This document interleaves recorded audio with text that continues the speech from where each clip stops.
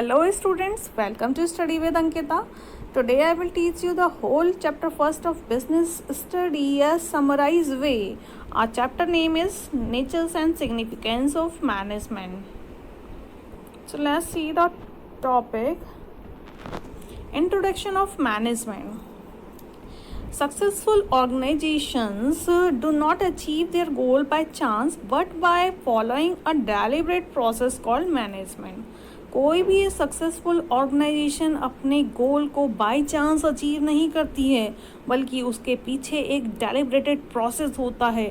इसी डेलिब्रेटेड प्रोसेस को हम मैनेजमेंट कहते हैं. Today, every organization, either big or small, profit or non-profit, service or manufacturing, is rely on management because management is essential for all organization to achieve their optimum goals.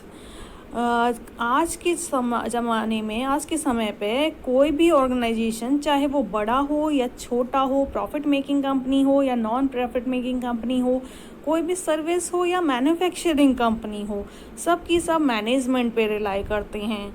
क्योंकि management क्या है, किसी भी organisation की goals को achieve करने में बहुत ही ज़्यादा हेल्पफुल होता है, बहुत ही ज़्यादा ज़रूरी होता है. अगर हमें अपने ऑर्गेनाइजेशन के गोल्स को प्राप्त करना है तो हमें हमारा मैनेजमेंट अच्छा होना चाहिए. Every organization has a manager who uses his managerial skill and take his organization to the top. को हर ऑर्गेनाइजेशन में एक मैनेजर होता है जो अपनी मैनेजरल स्किल्स को यूज़ करके किसी भी ऑर्गेनाइजेशन को टॉप तक पहुंचाता है. अगर मैनेजर के अंदर अच्छी मैनेजरल स्किल्स नहीं होंगी तो उसका मैनेजमेंट टॉप तक नहीं पहुंच सकेगा. अगर मैनेजर के अंदर अच्छी मैनेजरल स्किल्स होंगी तो उसका मैनेजमेंट क्या है, उसकी ऑर्गेनाइजेशन टॉप तक पहुंच सकेगी. If you see real life examples, Mukesh Ambani of Reliance enterprises perform all these functions so as Elon Musk of Tesla, Jeff Bezos of Amazon. जैसे हम रियल लाइफ के एग्जांपल्स भी देख सकते हैं. मुकेश अंबानी जो क्या है, बहुत ही अच्छे मैनेजर साबित हुए, जिन्होंने अपने मैनेजमेंट स्किल्स के द्वारा अपनी रिलायंस इंडस्ट्री को इतना टॉप पर इंडियाज़ के टॉप मोस्ट कंपनीज़ के अंतर्गत ले आए क्योंकि इनका मैनेजमेंट अच्छा था. ऐसे ही एलन मस्क, टेस्ला के जो मालिक हैं, इनकी भी company world top most companies के अंतर्गत आती है. जेफ बेजोस, अमेज़न को जो मालिक हैं, सबने सुना होगा, इनकी भी कंपनी वर्ल्ड के टॉप मोस्ट कंपनीज़ के अंतर्गत आती है. इन लोगों का मैनेजमेंट अच्छा था, इस वजह से इनकी कंपनीज़ इतना टॉप मोस्ट कंपनीज़ के अंतर्गत गिनी जाती हैं. नेक्स्ट देखते हैं concept of management. Management is a process of getting things done with the aim of achieving goals effectively and efficiently. Management एक प्रोसेस होता है जिसके अंतर्गत किसी भी ऑर्गेनाइजेशन के गोल्स को इफ़ेक्टिवली और इफ़िशिएंट तरीके से प्राप्त करने के लिए उद्देश्यों को निर्धारित किया जाता है. तो ये है हमारा कॉन्सेप्ट ऑफ मैनेजमेंट. इसके अंतर्गत 3 वर्ड्स हमारे प्रोसेस और इफ़ेक्टिवली और इफ़िशिएंटली, ये 3 वर्ड्स बहुत इम्पोर्टेंट है. प्रोसेस किस तरीके से है और इफ़ेक्टिव तरीका क्या होता है और इफ़िशिएंट तरीका क्या होता है, उसको आगे पढ़ते हैं. Concept of management. सबसे पहले है हमारा प्रोसेस के अंतर्गत एक प्रोसेस होता है मैनेजमेंट का, जिसके अंतर्गत कोई भी काम 1 बाय 1 तरीके से एक प्रोसेस के तरीके से किया जाता है, स्टेप बाय स्टेप किया जाता है. सबसे पहले क्या है, प्लानिंग की जाती है कि हमें क्या चीज़ हमने जो गोल्स निर्धारित किए हैं उनको किस तरीके से करना है. ठीक है. उसके बाद में ऑर्गेनाइजिंग की जाती है कि जो हमने प्लान बनाए थे उसको किस तरीके से एग्जीक्यूट करना है. नेक्स्ट है स्टाफिंग, किस तरीके से लोगों को रिक्रूट करना है, मतलब अपॉइंट करना है एम्प्लॉयज़ को. नेक्स्ट है हमारा डायरेक्टिंग। डायरेक्टिंग के अंतर्गत जो एम्प्लॉयज़ हमने अपॉइंट किए हैं उनको किस तरीके से डायरेक्शन देना है कि वो गोल्स को अचीव कर सकें। नेक्स्ट है कंट्रोलिंग। कंट्रोलिंग के अंतर्गत हम जो हमारी प्रेजेंट की सिचुएशन है, हमारा काम किस तरीके से चल रहा है और हमने जो प्लानिंग की थी वो दोनों सेम है या नहीं है। अगर हमारी प्लानिंग के अकॉर्डिंग काम नहीं हो रहा है तो उसे प्लानिंग के अकॉर्डिंग करना ही कंट्रोलिंग कहलाता है। नेक्स्ट सेकंड है हमारा इफ़ेक्टिवनेस। इफ़ेक्टिवनेस के अंतर्गत क्या है? कंप्लीशन ऑफ टास्क और achievement of goals on time. अपने टास्क को टाइम पर कंप्लीट कर लेना, या फिर हमने जो टास्क या गोल्स बनाए हैं उनको समय पर प्राप्त कर लेना, समय पर अचीव कर लेना ही हमारा इफ़ेक्टिवनेस कहलाता है। अगर हमें कोई भी काम मिला है और हमने उसे समय पर पर्टिकुलर टाइम पर समाप्त कर लिया है तो वो हमारी इफ़ेक्टिवनेस शो करेगा। ठीक। एफिशिएंसी क्या होता है? Efficiency involves cost benefit analysis. It focus on driving more benefits by using less resources. इसके अंतर्गत क्या है? इसमें अगर हमें कोई काम मिला है और हमें जो उसकी लागत मिली है, कॉस्ट मिली है, हमने उस कॉस्ट में उस काम को पूरा कर लिया तो वो हमारी इफ़िशिएंसी कहलाएगी। मतलब हम जो काम करें उसमें बेनिफिट ज़्यादा हो और रिसोर्सेज कम लगें, वो हमारी एफिशिएंसी को शो करेगा। ठीक है। नेक्स्ट देखते हैं characteristics and features of management क्या है। सबसे पहला है हमारा गोल्स ओरिएंटेड प्रोसेस। जो मैनेजमेंट है वो क्या है? गोल ओरिएंटेड प्रोसेस है। क्योंकि हम कोई भी ऑर्गेनाइजेशन को चलाते हैं तो सबसे पहले उसका गोल निर्धारित करते हैं, और जो गोल निर्धारित किया जाता है उसके अकॉर्डिंग ही सारा मैनेजमेंट किया जाता है। ठीक है। उस गोल को प्राप्त करने के लिए ही सारी प्लानिंग की जाती है, डायरेक्टिंग और हमारे कंट्रोलिंग, ये सब चीज़ें प्लान के अकॉर्डिंग की जाती हैं। नेक्स्ट है हमारा परवेसिव। जो मैनेजमेंट है वो परवेसिव है। परवेसिव का मतलब यूनिवर्सल होता है। मतलब मैनेजमेंट हर जगह यूज़ होता है। चाहे आप अपने घर में कुछ काम कर रहे हैं तब भी आप मैनेजमेंट का यूज़ करके ही उस काम को करेंगे। अगर आप स्कूल में हैं तो भी आपके एग्ज़ाम्स आने वाले हैं तब भी आप क्या है? मैनेजमेंट का यूज़ करके ही आपकी अपनी पढ़ाई को, अपने कोर्स को कंप्लीट करेंगे। चाहे वो इंडिया हो या फिर आउट ऑफ इंडिया हो, मतलब जर्मनी, अमेरिका, हर जगह पर मैनेजमेंट का यूज़ किया जाता है। तो मैनेजमेंट क्या है? यूनिवर्सल है, मतलब परवेसिव है। नेक्स्ट है हमारा मल्टी डायमेंशनल। मल्टी डायमेंशनल के अंतर्गत क्या है? मतलब मल्टी डायमेंशन का मतलब क्या होता है कि कई सारे कामों को करने वाला, एक से ज़्यादा परफॉर्मेंस देने वाला। तो इसके अंतर्गत क्या है? डिफरेंट पॉइंट्स हैं। सबसे पहला है हमारा management of work. Management of work के अंतर्गत कौन कौन सी चीज़ें आती हैं? प्लानिंग है, ऑर्गेनाइजिंग है, कंट्रोलिंग है। मतलब क्या काम किया जाना है उसको मैनेज करना। ठीक है। कि what is to be done. ठीक है। तो वो सारी चीज़ें हमारी मैनेजमेंट ऑफ वर्क के अंतर्गत आती हैं।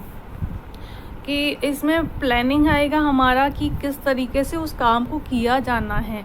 ऑर्गेनाइजिंग आएगा कि जो हमने प्लानिंग की है उसको किस तरीके से एग्जीक्यूट करना है। जो हमारा कंट्रोलिंग आएगा इसमें कि जो हमने काम किया है और जो हमने प्लानिंग करी थी वो उस अकॉर्डिंग हो रहा है काम या नहीं हो रहा है। अगर नहीं होता है तो उसके अकॉर्डिंग उसे काम को उस पाथ पर लेके जाना। नेक्स्ट है हमारा B point, management of people. Management of people के अंतर्गत ये चीज़ देखी जाती है by whom is to be done, मतलब किससे करवाया जाना है। तो इसके अंतर्गत स्टाफिंग और डायरेक्टिंग आती है, मतलब रिक्रूटमेंट किया जाता है एम्प्लॉयज़ का, स्टाफिंग को ज़्यादा महत्व दिया जाता है, उनको किस किस तरीके से टेक केयर करना है स्टाफ का, है ना, उनकी जो नीड्स हैं उन्हें ध्यान में रखना, ये सब चीज़ें, और उनको किस तरीके से डायरेक्शन दिया जाए कि वो गोल्स को अचीव कर सकें ऑर्गेनाइजेशन के। ठीक है। सी पॉइंट है management of operational. Management of operational के अंतर्गत management of work and management of people दोनों ही इंक्लूड हो जाते हैं। इसके अंदर प्रोडक्शन और सेल, परचेज, ये सब चीज़ें आती हैं कि क्या मतलब प्रोडक्शन के अंतर्गत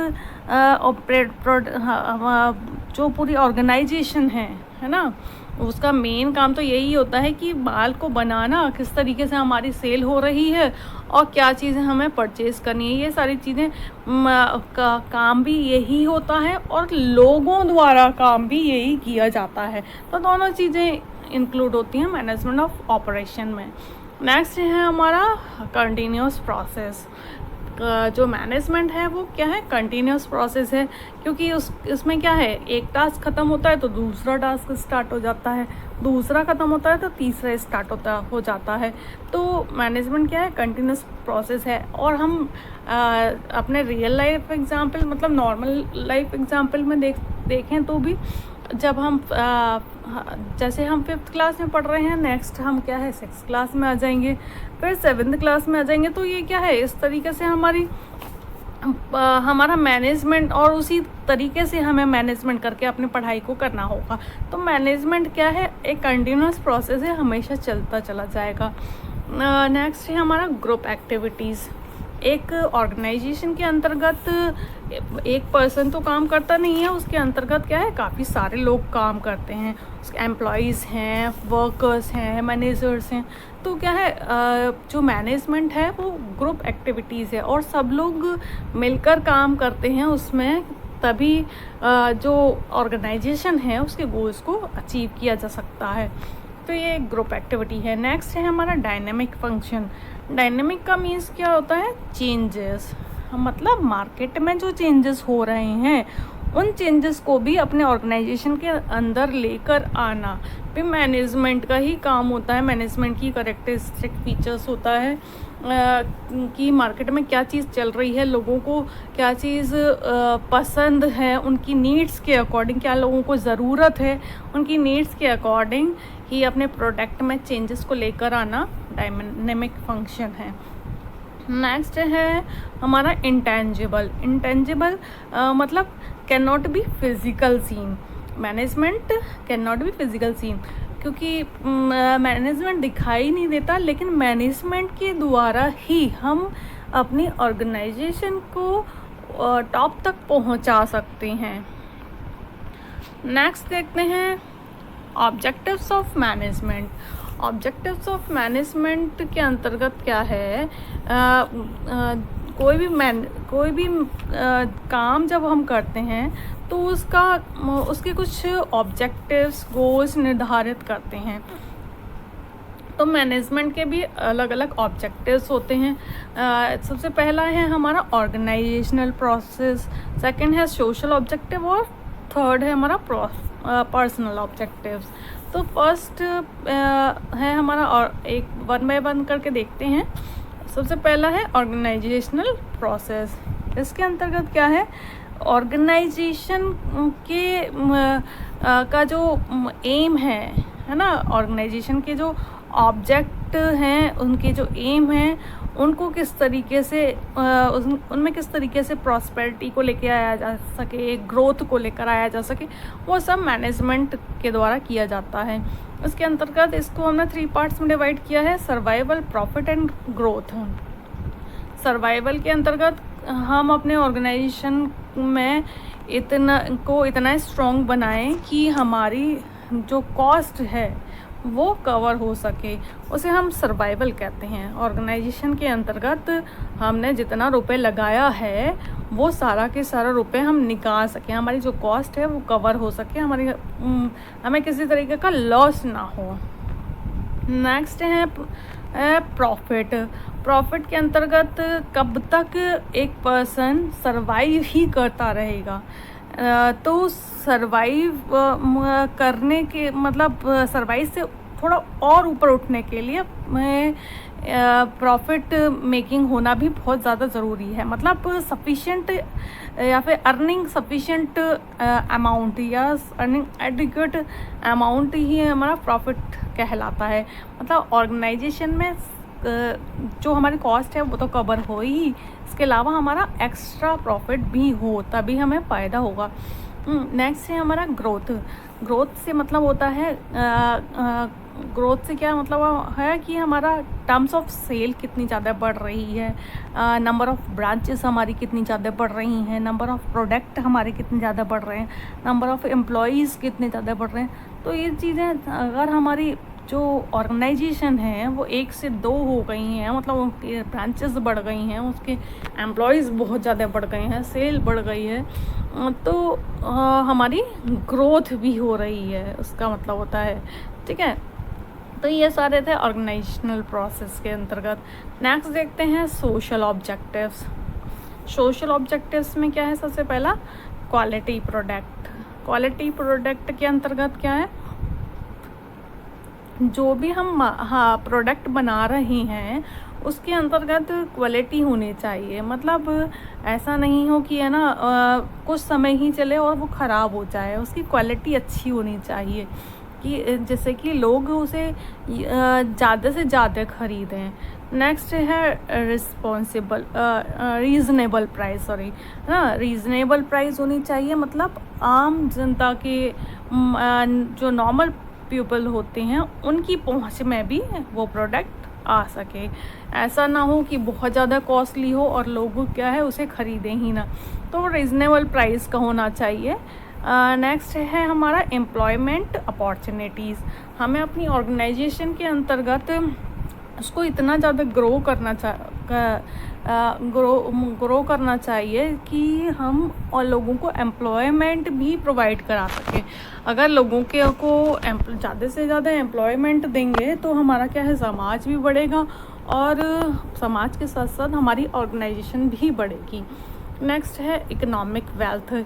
इकोनॉमिक वेल्थ, अगर ऑर्गेनाइजेशन की वेल्थ बढ़ेगी तो हमारी इकोनॉमिक वेल्थ, हमारे देश की इकोनॉमिक वेल्थ भी बढ़ेगी, क्योंकि हर ऑर्गेनाइजेशन जितना ज़्यादा बढ़ेगा उतना ज़्यादा टैक्स भी पे करेगा। नेक्स्ट है education, health and vocational training programme. हर ऑर्गेनाइजेशन को क्या है, अपनी एडवर्टीज़मेंट के लिए भी एजुकेशनल और educational programmes, health programmes, vocational training programmes, ये सब चीज़ें चलानी चाहिए, जिससे कि क्या है समाज में उसके प्रति और ज़्यादा जागरूकता बढ़े। ठीक है, समाज में की जो हेल्थ है वो इंक्रीज़ हो, उनकी जो नॉलेज है वो भी इंक्रीज़ हो, उनके अंदर जो वोकेशनल एजुकेशन है वो भी इंक्रीज़ की जा सके। ठीक है, जिससे क्या है, इससे ऑर्गेनाइजेशन को भी फ़ायदा होगा और समाज को भी फ़ायदा होगा। नेक्स्ट है eco friendly methods of productions. ऐसे प्रोडक्शंस बनाने चाहिए ऑर्गेनाइजेशन को जो इको फ्रेंडली हो, मतलब प्रकृति को किसी तरीके का हार्म ना पहुंचाएं। ठीक है, तो इस तरीके के प्रोडक्ट बनाएंगे तो हमारी प्रकृति भी सुरक्षित रहेगी और ऑर्गेनाइजेशन भी क्या है, फले फूलेगी। नेक्स्ट है हमारा पर्सनल ऑब्जेक्टिव। पर्सनल ऑब्जेक्टिव के अंतर्गत क्या है, जो हमारे एम्प्लॉयज़ होते हैं उनको किस तरीके से हमें अगर वो खुश होंगे तो हमारी ऑर्गेनाइजेशन भी अच्छे से ग्रो करेगी। तो जो ऑर्गेनाइजेशन के जो एम्प्लॉयज़ हैं उनके पर्सनल ऑब्जेक्टिव्स को भी पूरा करना बहुत ही ज़्यादा ज़रूरी होता है। इसमें क्या है, एडुकेट सैलरी, मतलब जो एम्प्लॉयज़ वर्क कर रहे हैं उनकी सही सैलरी होनी चाहिए, मतलब पर्याप्त सैलरी होनी चाहिए जिससे कि वो अच्छे से काम कर सकें। गुड वर्किंग कंडीशंस, मतलब उन्हें गुड वर्किंग कंडीशन प्रोवाइड करानी चाहिए, मतलब उनके जो काम करने की जगह है वो सही होनी चाहिए, किसी तरीके के हेल्थ इश्यूज़ नहीं उत्पन्न मतलब पैदा हो जाएं वहाँ पर जहाँ पर वो काम कर रहे हैं, तो उनको एनवायरनमेंट सही सा देना चाहिए। नेक्स्ट है पेयर रिकॉग्नाइजेशन। पेयर रिकॉग्नाइजेशन क्या होता है, मतलब अपने एम्प्लॉयज़ को रेस्पेक्ट देना, है ना, उनको उनकी अहमियत को बनाए रखना। नेक्स्ट है ट्रेनिंग एंड डेवलपमेंट। जो एम्प्लॉयज़ हैं उनको और ज़्यादा ग्रो करने के लिए उन्हें ट्रेनिंग देना, जिससे कि वो ज़्यादा से ज़्यादा अच्छा काम कर सकें, उनका डेवलपमेंट हो सके। ठीक। नेक्स्ट सोशल रिकॉग्नाइजेशन, मतलब उन्हें रेस्पेक्ट देना, सोशली रेस्पेक्ट देना कि उनकी समाज में भी कोई रेस्पेक्ट हो, ठीक है, पहचान हो समाज में। तो ये सब चीज़ें क्या हैं, पर्सनल ऑब्जेक्टिव्स के अंतर्गत आ जाती हैं। ये सारे क्या हैं, ये जितने भी ऑब्जेक्टिव्स हैं वो मैनेजमेंट के भी ऑब्जेक्टिव हैं और इन सभी ऑब्जेक्टिव्स को पूरा करके किसी भी ऑर्गेनाइजेशन को टॉप पर पहुंचाया जा सकता है। नेक्स्ट देखते हैं importance of management. Importance of management के अंतर्गत क्या है, किसी भी ऑर्गेनाइजेशन को टॉप पर पहुंचाने के लिए मैनेजमेंट बहुत ही अहम भूमिका अदा करता है। मैनेजमेंट एक लाइफ गिविंग एलिमेंट की तरह वर्क करता है किसी भी ऑर्गेनाइजेशन के गोल्स को अचीव करने के लिए।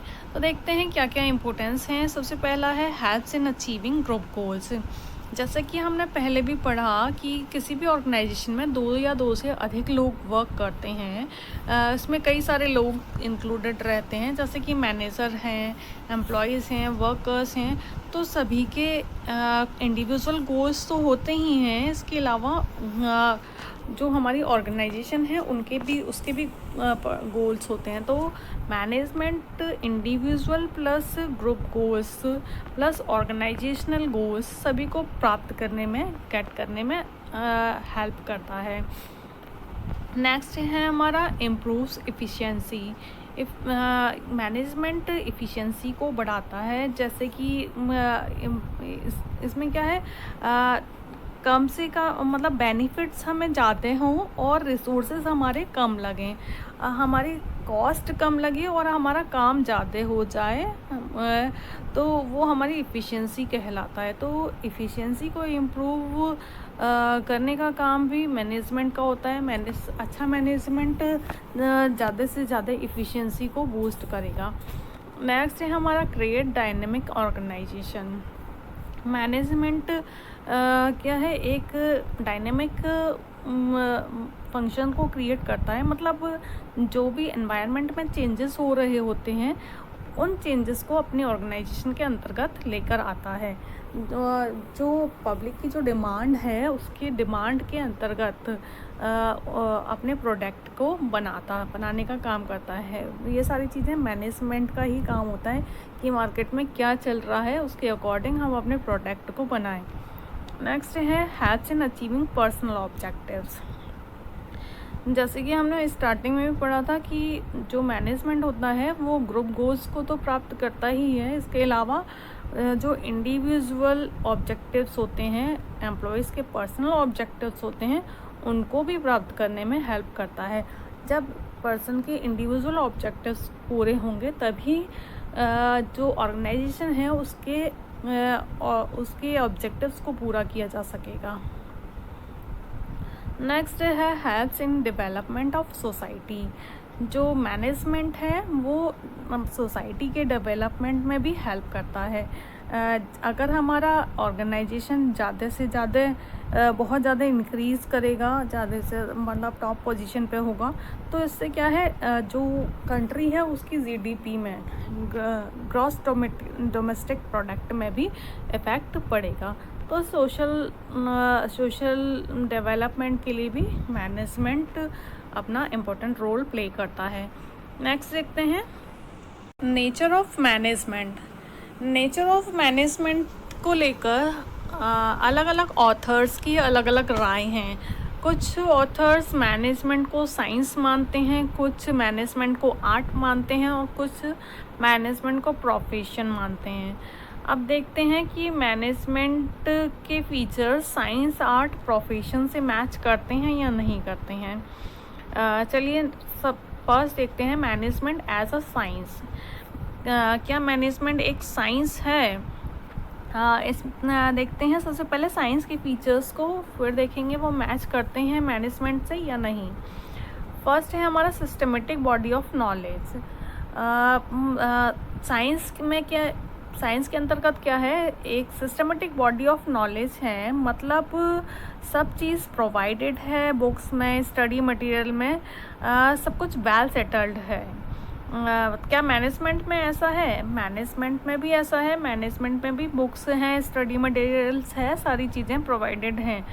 ठीक है, तो ये मैनेजमेंट से मैच करता है फीचर। नेक्स्ट है हमारा principle are based on experimentations. मतलब इसमें क्या है, जो साइंस के जो प्रिंसिपल हैं वो एक्सपेरिमेंटेशन पर बेस हैं, मतलब उन पे काफ़ी सालों से एक्सपेरिमेंट किया गया है, उसके बाद में धीरे धीरे आकर वो प्रिंसिपल बने हैं। क्या मैनेजमेंट में ऐसा है? मैनेजमेंट में भी ऐसा है। इसके जो प्रिंसिपल्स हैं मैनेजमेंट के, वो भी एक्सपेरिमेंटेशन पर बेस हैं, बट मैनेजमेंट के जो प्रिंसिपल होते हैं वो मैनेजमेंट के जो एक्सपेरिमेंट होते हैं वो ह्यूमन बींग्स पे किए जाते हैं, और ह्यूमन बींग्स का नेचर को समझ पाना बहुत ही ज़्यादा टिपिकल है, क्योंकि आज इंसान कुछ और होता है, कल कुछ और होगा, परसों कुछ और होगा, तो हर जगह ये क्या है, एप्लीकेबल नहीं हो सकता। तो ये फीचर हम कह सकते हैं मैच करता भी है और नहीं भी करता है। नेक्स्ट है यूनिवर्सल वैलिडिटी। यूनिवर्सल वैलिडिटी इसके अंतर्गत क्या है, जितने भी प्रिंसिपल हैं वो यूनिवर्सली एप्लीकेबल हैं। इसका मतलब क्या है, इंडिया में भी वही होगा, ऑस्ट्रेलिया में भी वही होगा, जापान में, सब जगह सेम होगा। हाइड्रोजन प्लस ऑक्सीजन वाटर बनता है इंडिया में, तो अमेरिका में भी सेम ही बनेगा। तो क्या ऐसा मैनेजमेंट में भी होगा? लेकिन मैनेजमेंट में इस तरीके का नहीं हो सकता है, क्योंकि मैनेजमेंट के फीचर हर जगह सेम नहीं होते हैं। इंडिया में ऑर्गेनाइजेशन में किसी और तरीके के फीचर्स को यूज़ किया जाता है, और अमेरिका में या किसी दूसरे और सेम कंट्री की किसी दूसरी ऑर्गेनाइजेशन में दूसरे फीचर्स को यूज़ किया जा सकता है, क्योंकि वो वहाँ की सिचुएशन के ऊपर डिपेंड करता है, पर्टिकुलर ऑर्गेनाइजेशन की सिचुएशन के ऊपर डिपेंड करता है, उसके अकॉर्डिंग वहाँ में उसमें चेंजेस को लाया जाता है। ठीक है, तो ये हमारा फीचर मैच नहीं होगा मैनेजमेंट से। सेकेंड देखते हैं मैनेजमेंट एज एन आर्ट। क्या मैनेजमेंट एक आर्ट है? इसके फीचर्स को देख लेते हैं, आर्ट के फीचर्स को, फिर देखेंगे वो मैनेजमेंट से मैच करते हैं या नहीं करते हैं। सबसे पहला है हमारा systematic body of knowledge. Art की भी सिस्टमेटिक बॉडी ऑफ नॉलेज हैं, बुक्स हैं, स्टडी मटेरियल हैं, मैनेजमेंट का भी है, तो ये हमारा मैच करता है। नेक्स्ट है हमारा पर्सनलाइज्ड एप्लीकेशंस। आर्ट की पर्सनलाइज्ड एप्लीकेशंस होती हैं, मतलब आर्ट में भी क्या है, सुर होते हैं, ताल होते हैं, सारेगामा पाधा नीसा, जैसे कि ये इसकी क्या है, बेसिक नॉलेज है, और इसको जो अप्लाई करने का तरीका है वो सबका अलग अलग होता है। सिमिलरली क्या है, मैनेजमेंट में भी ऐसा होता है कि जो बेसिक नॉलेज है वो तो होती ही है, बट पर्टिकुलर प्लेस पर वो सिचुएशन के अकॉर्डिंग उसको फॉलो किया जाता है, पर्टिकुलर पर्सन का व्यवहार देखा जाता है, उसके अकॉर्डिंग उस सिचुएशन को मतलब उस रूल को फॉलो किया जाता है। ठीक है, तो जैसे आर्ट में पर्सनलाइज एप्लीकेशंस होती हैं, उसी तरीके से मैनेजमेंट में भी होती हैं। नेक्स्ट है, ये हमारा फीचर फॉलो करता है, तो नेक्स्ट है based on practice and creativity. Art के अंतर्गत जितनी ज़्यादा आप प्रैक्टिस करोगे, जितनी ज़्यादा क्रिएटिविटी दिखाओगे, उतनी ज़्यादा आर्ट आपकी फाइन होती जाएगी।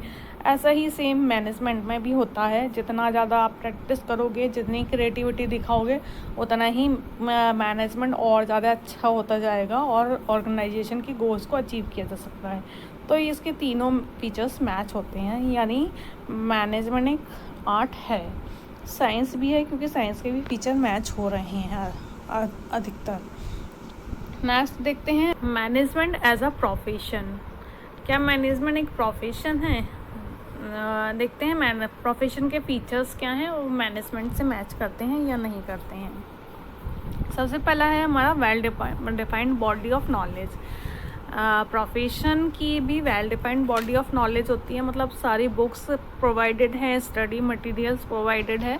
सेम मैनेजमेंट में भी ऐसा है, तो मतलब पहला पॉइंट हमारा मैनेजमेंट से मैच करता है।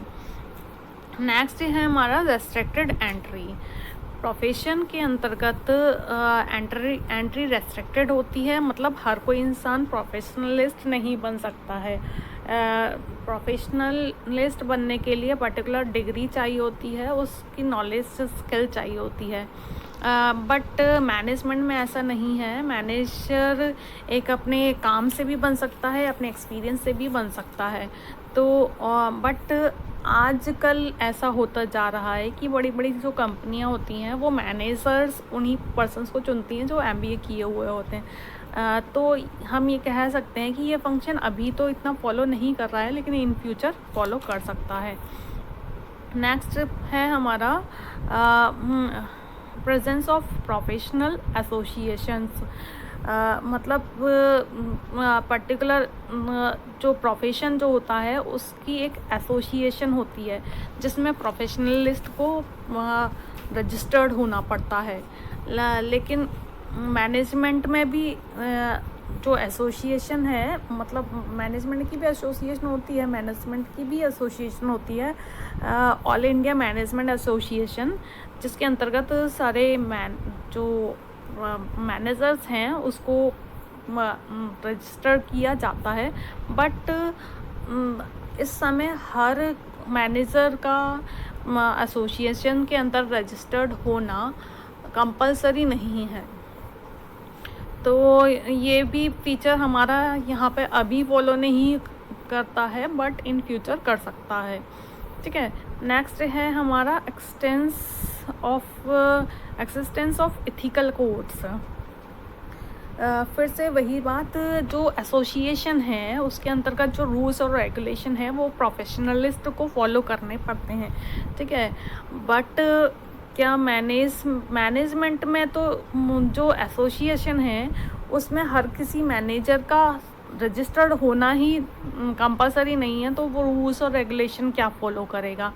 तो ये भी हमारा फॉलो नहीं कर रहा है, बट इन फ्यूचर फॉलो कर सकता है। नेक्स्ट एंड लास्ट है हमारा सर्विस मोटिव। प्रोफेशनलिस्ट का जो मोटिव होता है वो सर्विस मोटिव होता है, मतलब एक डॉक्टर अपने पेशेंट को सर्व करेगा, बट जो ऑर्गेनाइजेशन होती है मैनेजमेंट के अंतर्गत, जो मैनेजर्स लोग होते हैं वो अपनी ऑर्गेनाइजेशन को सर्व करते हैं। उनका काम समाज सेवा करना नहीं होता है, लेकिन इन फ्यूचर ऐसा हो सकता है। ठीक है। तो ये भी हमारा जो पॉइंट है वो अभी फॉलो नहीं करता, लेकिन इन फ्यूचर करने लगेगा। ठीक।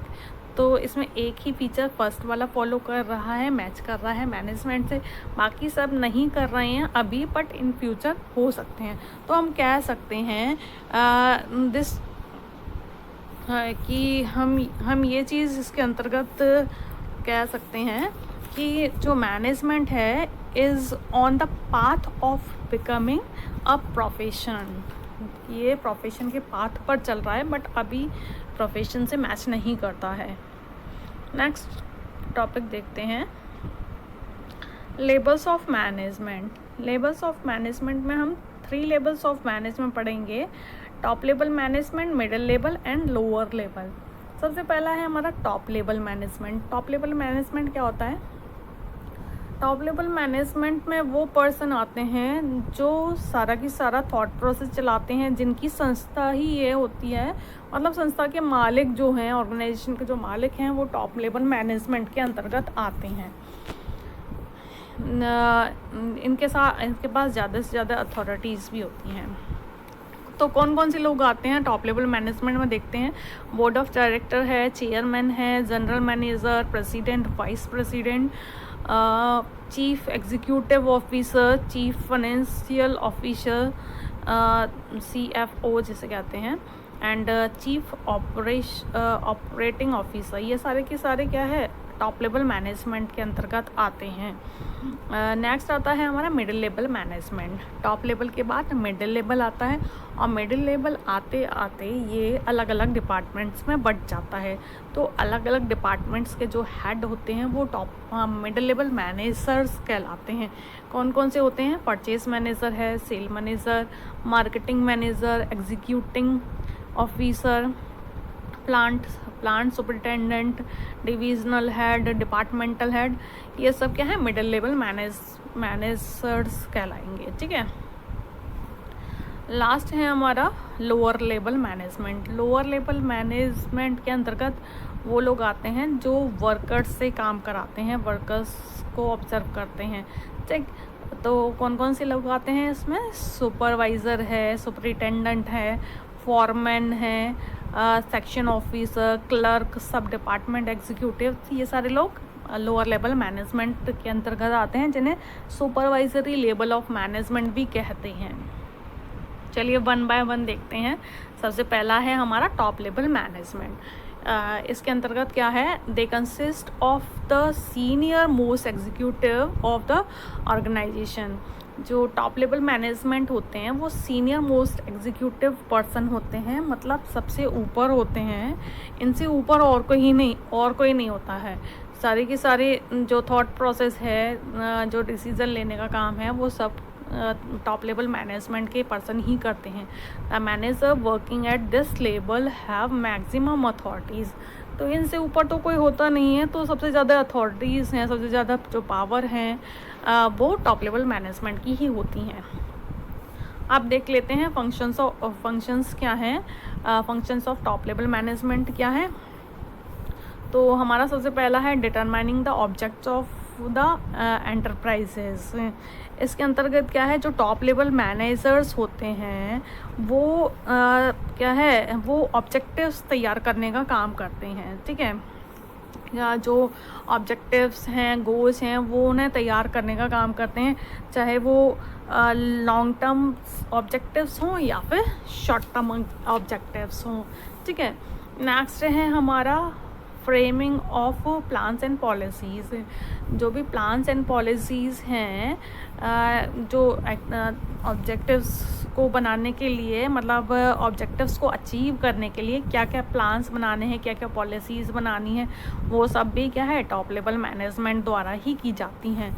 नेक्स्ट है assembling all the resources such as finance, fixed assets etcetera.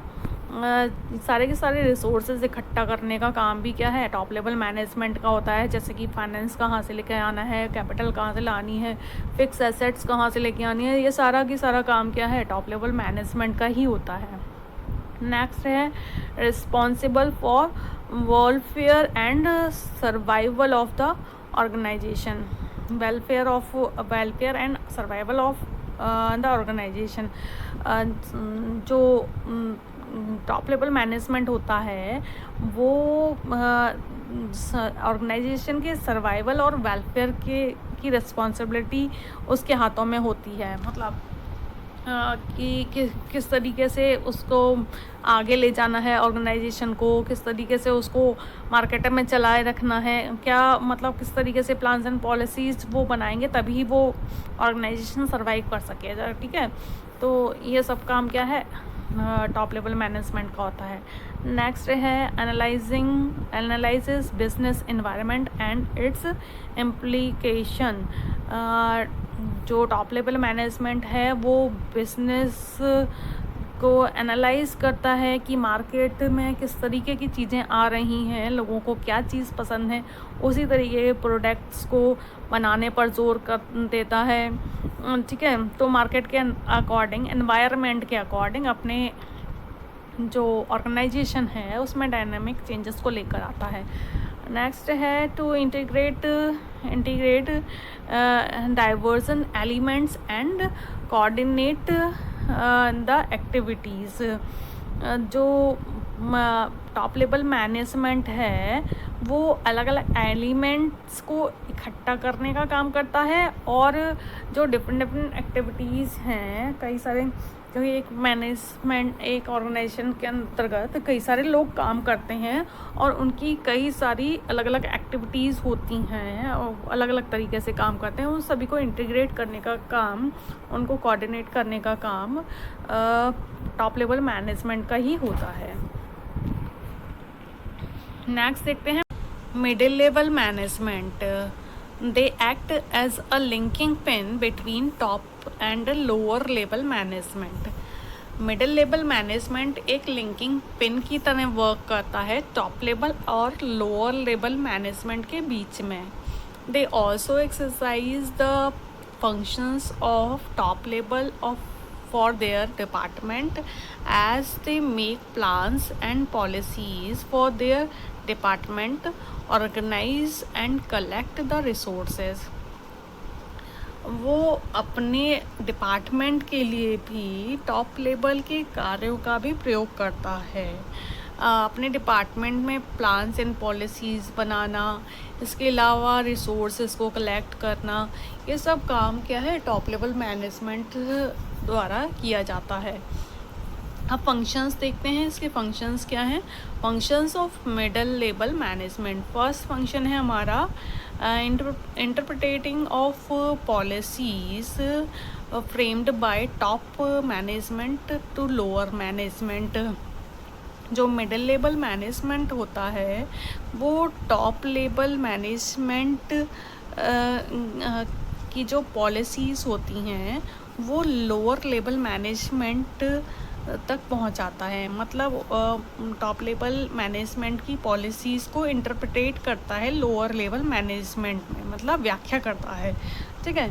Second है organising the activities of their departments.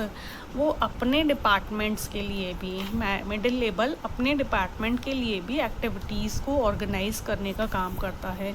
Next है फाइंडिंग आउट और recruiting, selecting and appointing the required employees.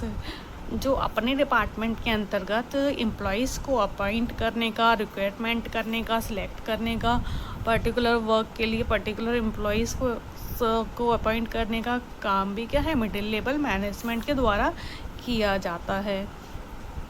Next है motivating the persons to perform to their best ability। Middle level management के द्वारा employees को motivate करने का काम भी किया जाता है, जिससे कि वो अपना बेस्ट दे सकें ऑर्गेनाइजेशन को और अपनी ज़्यादा से ज़्यादा स्किल्स को दिखा सकें। नेक्स्ट है cooperate with their department for smooth functioning. Middle level management अपने डिपार्टमेंट के साथ और अदर डिपार्टमेंट्स के साथ भी कोऑपरेट करके चलता है, उसकी स्मूथ फंक्शन, मतलब उसकी जो फंक्शंस हैं उनको प्ले करता है। नेक्स्ट देखते हैं lower level management. It is also called supervisory level और operational level of management. Lower level management को सुपरवाइजरी लेवल और ऑपरेशनल लेवल ऑफ मैनेजमेंट भी कहते हैं। देयर अथॉरिटीज़ इज़ लिमिटेड, उनकी अथॉरिटीज़ लिमिटेड होती हैं। The quality and quantity of output depends upon the efficiency of this level of management. किसी भी प्रोडक्ट की क्वालिटी और क्वांटिटी का आउटपुट इसी लेवल की, मतलब लोअर लेवल की मैनेजमेंट की एफिशिएंसी पर ही निर्भर करता है। इसे फंक्शंस देखते हैं। लोअर लेवल मैनेजमेंट के फंक्शंस क्या हैं? फर्स्ट फंक्शन है हमारा representing the problems and grievances of workers. जो वर्कर्स हैं उनकी प्रॉब्लम्स और उनकी ग्रीवेंसेस को रिप्रेजेंट करने का काम लोअर लेवल मैनेजर्स का ही होता है। मतलब उनकी जो समस्याएं हैं, परेशानियां हैं, उन्हें टॉप लेवल पर पहुंचाने का काम लोअर लेवल मैनेजमेंट द्वारा ही किया जाता है। सेकंड है maintaining good working conditions and developing healthy relations between superior and subordinate. Lower level management good working condition को मेंटेन करके रखता है। इसके अलावा सुपीरियर और सबऑर्डिनेट में अच्छे हेल्दी रिलेशंस को बनाए रखता है। मतलब टॉप लेवल और लोअर लेवल में अच्छे हेल्दी रिलेशंस को मेंटेन रखता है। नेक्स्ट है हमारा looking to safety of workers. ये वर्कर्स की सेफ्टी का भी बहुत ही ज़्यादा ख्याल रखता है, क्योंकि वर्कर्स की सेफ्टी होगी तभी जो प्रोडक्ट है वो सही से बन पाएगा। मतलब क्वालिटी ऑफ प्रोडक्ट अच्छी हो पाएगी। ठीक है, तो वर्कर्स का ध्यान रखने का काम सुपरवाइजरी लेवल का ही होता है।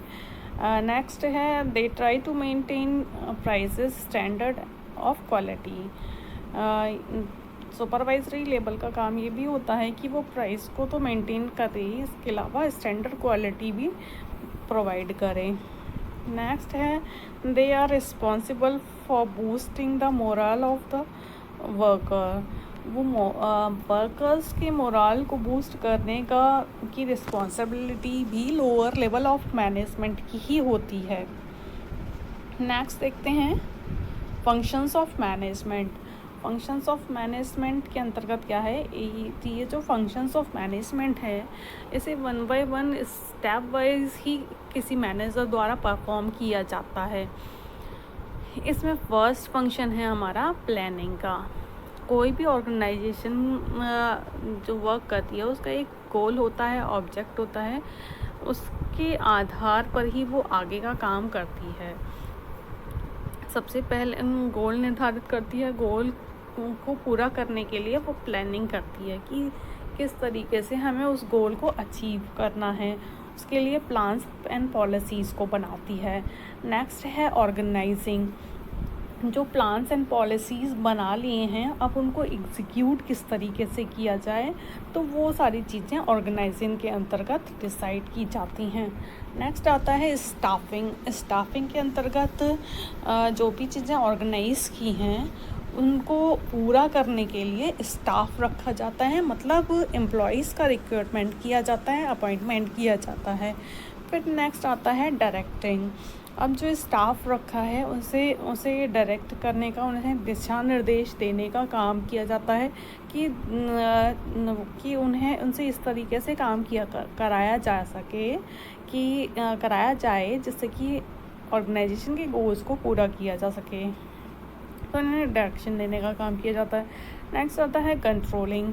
अब जो हमारा काम जो हो रहा है वो हमारी प्लानिंग के अकॉर्डिंग हो रहा है या नहीं हो रहा है।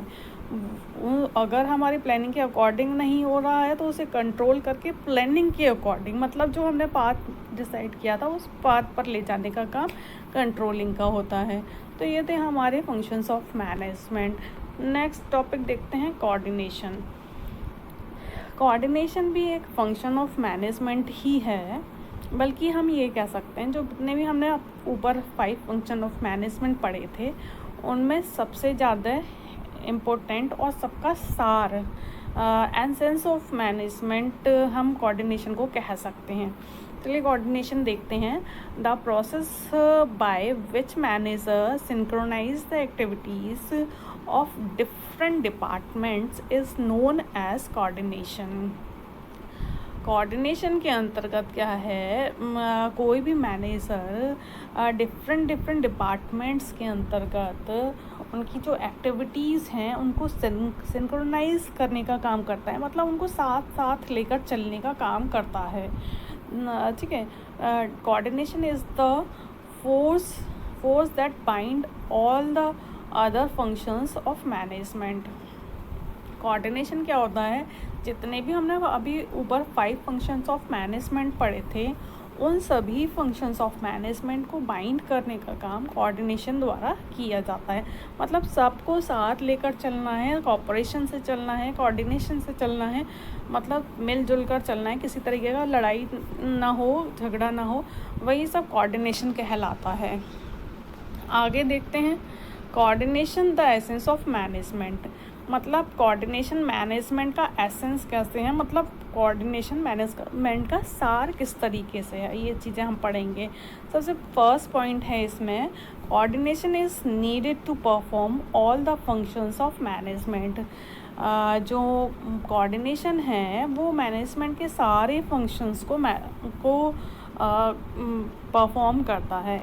इससे पहले हमने जो कोऑर्डिनेशन के फंक्शंस हैं, 5 फंक्शंस ऑफ मैनेजमेंट पढ़े थे, जिसमें प्लानिंग था।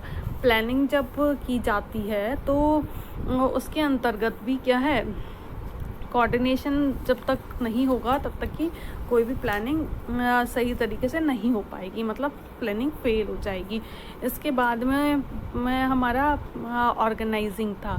जब भी कोई भी चीज़ प्लानिंग को एग्जीक्यूट करने का काम किया जाता है, वो भी क्या है, जो मैनेजर्स होते हैं टॉप लेवल के, उनके कोऑपरेशन के साथ ही किया जाता है। तो वो भी क्या है, उसके अंदर भी कोऑर्डिनेशन का होना बेहद ही ज़रूरी होता है। फिर नेक्स्ट स्टाफिंग है हमारा, डायरेक्टिंग है, कंट्रोलिंग है, ये सब की सब जो फंक्शंस ऑफ मैनेजमेंट हैं, इनको परफॉर्म करने के लिए कोऑर्डिनेशन की ज़रूरत होती है।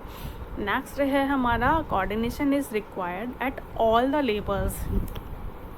कोऑर्डिनेशन सिर्फ टॉप लेवल का काम नहीं है, बल्कि मिडिल लेवल, लोअर लेवल, हर लेवल के मैनेजमेंट के लिए कोऑर्डिनेशन बहुत ही ज़्यादा ज़रूरी है। क्योंकि जो मैनेजर्स होते हैं टॉप लेवल के, मिडिल लेवल के, लोअर लेवल के, उनका काम ही ये होता है कि वो अपने अपने डिपार्टमेंट्स को, अपने जो उनका जो क्राइटेरिया है उनको मैनेज करें, ठीक है। और उनके अंडर में जो पर्सन्स आते हैं उनके अंदर कोऑर्डिनेशन बिठा कर चलें। तो कोऑर्डिनेशन हर लेवल के मैनेजर्स को परफॉर्म करना पड़ता है। नेक्स्ट है, coordination is the most important functions of an organisation. Coordination क्या है, हर ऑर्गेनाइजेशन का सबसे इम्पोर्टेंट फंक्शन है। क्योंकि अगर किसी ऑर्गेनाइजेशन में कोऑर्डिनेशन नहीं होगा तो उस ऑर्गेनाइजेशन को चलाना बहुत ज़्यादा मुश्किल हो जाएगा। अगर कोई ऑर्गेनाइजेशन कोऑर्डिनेशन को साथ में लेकर अपनी ऑर्गेनाइजेशन को चलाती है तो वो टॉप पर पहुंचने से उसे कोई नहीं रोक सकता है, ठीक है। आगे देखते हैं, nature and features of coordination. Coordination के नेचर एंड फीचर्स क्या क्या हैं। सबसे पहला है, coordination integrate group efforts. Coordination क्या करता है, ग्रुप एफर्ट्स, मतलब जितने भी, क्योंकि एक ऑर्गेनाइजेशन के अंतर्गत एक पर्सन तो वर्क करता नहीं है, एक से ज़्यादा लोग वर्क करते हैं।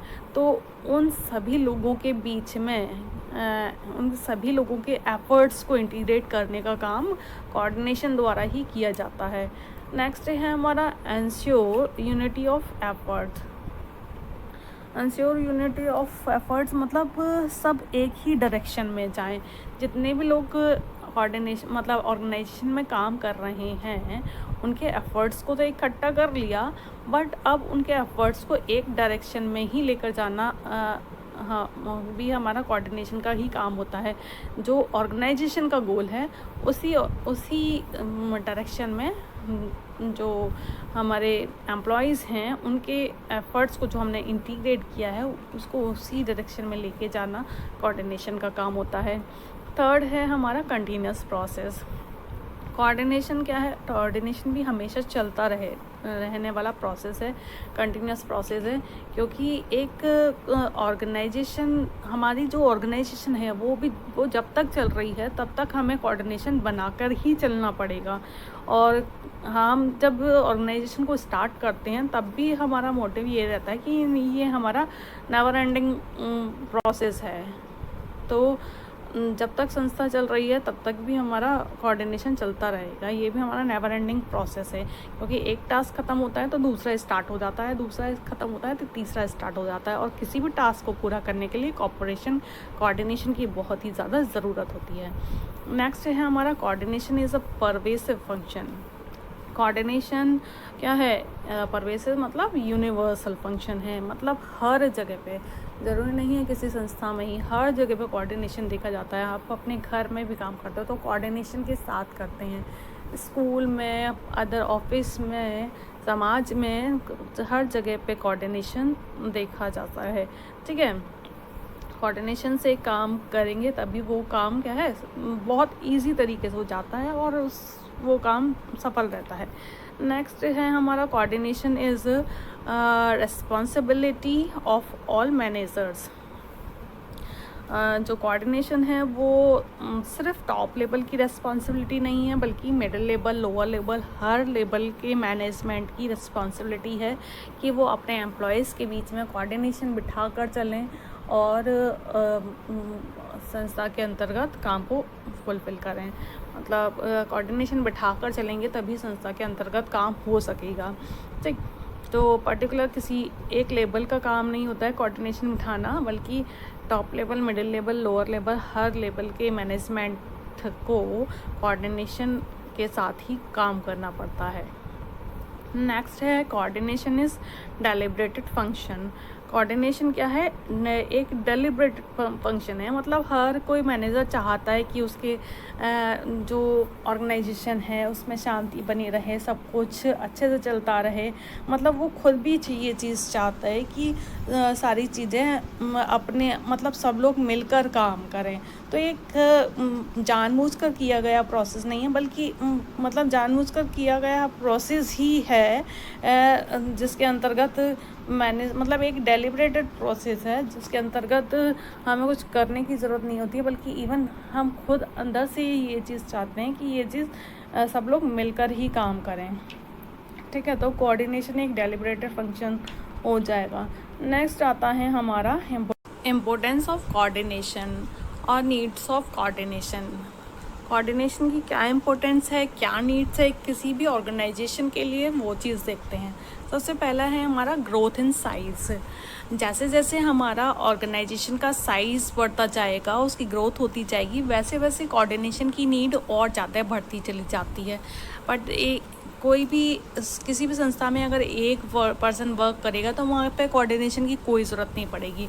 जैसे जैसे उसमें नंबर ऑफ़ एम्प्लॉयज़ बढ़ते चले जाएंगे, वैसे वैसे उसके अंतर्गत क्या है, कोऑर्डिनेशन की नीड और ज़्यादा बढ़ती चली जाएगी, क्योंकि उनके एफ़र्ट्स को इंटीग्रेट करने की ज़िम्मेदारी बढ़ जाएगी। और वो एफ़र्ट्स को इंटीग्रेट करने की ज़िम्मेदारी क्या है, कोऑर्डिनेशन की ही होती है। कोऑर्डिनेशन में ही सब लोग जब मिलकर काम करेंगे तभी एक किसी भी ऑर्गेनाइजेशन के गोल्स को कंप्लीट किया जा सकता है। ठीक है, नेक्स्ट है हमारा फंक्शनल डिफरेंसेस। फंक्शनल डिफरेंसेस के अंतर्गत क्या है, किसी भी ऑर्गेनाइजेशन के अंतर्गत अलग अलग डिपार्टमेंट्स वर्क करते हैं। डिपार्टमेंट्स वर्क करते हैं तो उनका काम भी अलग अलग होता है। जैसे कि मार्केटिंग डिपार्टमेंट है तो वो मार्केटिंग से रिलेटेड वर्क करेगा, हमारा सेल्स डिपार्टमेंट है तो वो सेल्स से रिलेटेड का वर्क करेगा, परचेज़ डिपार्टमेंट है तो परचेज़ से रिलेटेड वर्क करेगा। बट लेकिन ये जो सारे डिपार्टमेंट हैं होते हैं, ये होते तो एक ही ऑर्गेनाइजेशन का हिस्सा हैं। तो इन सभी डिपार्टमेंट्स के बीच में भी कोऑपरेशन बिठाना, कोऑर्डिनेशन बिठाना बहुत ही ज़्यादा ज़रूरी होता है। तो डिपार्टमेंट्स के बीच में भी कोऑर्डिनेशन की नीड और इम्पोर्टेंस बढ़ जाती है। ठीक है, नेक्स्ट है हमारा स्पेशलाइजेशन। किसी भी ऑर्गेनाइजेशन के अंतर्गत कई सारे स्पेशलिस्ट वर्क करते हैं, मतलब अलग अलग स्पेशलिस्ट वर्क करते हैं, और सारे स्पेशलिस्ट ये सोचते हैं क्योंकि वो कई सारी डिग्रियां लेकर आए होते हैं, अच्छी क्वालिफ़िकेशन, अच्छा एक्सपीरियंस लेकर आए होते हैं, तो उनको ये लगता है कि हम जो काम कर रहे हैं वो एकदम करेक्ट है। बट ऐसा ही सारे स्पेशलिस्ट सोचने लग जाएंगे तो कॉपरेशन नहीं बैठ पाएगा। तो वहाँ पर सारे स्पेशलिस्ट के बीच के अंदर कोऑर्डिनेशन मतलब उन सभी के अंदर तालमेल बिठाने के लिए कोऑर्डिनेशन की नीड यहाँ पर पड़ती है, उसकी इम्पोर्टेंस यहाँ पर नज़र आती है। तो फाइनली क्या है, कोऑर्डिनेशन के अंतर्गत जो जितने भी स्पेशलिस्ट हैं उनसे ज़्यादा से ज़्यादा बेनिफिट्स लिया जा सके है, और मतलब उनसे ज़्यादा से ज़्यादा काम लिया जा सके, और किसी भी तरीके का लड़ाई झगड़ा कॉन्फ्लिक्शंस ना हो, उसके लिए कोऑर्डिनेशन की नीड पड़ेगी। उस कोऑर्डिनेशन की इम्पोर्टेंस यहाँ पर दिखाई देती है।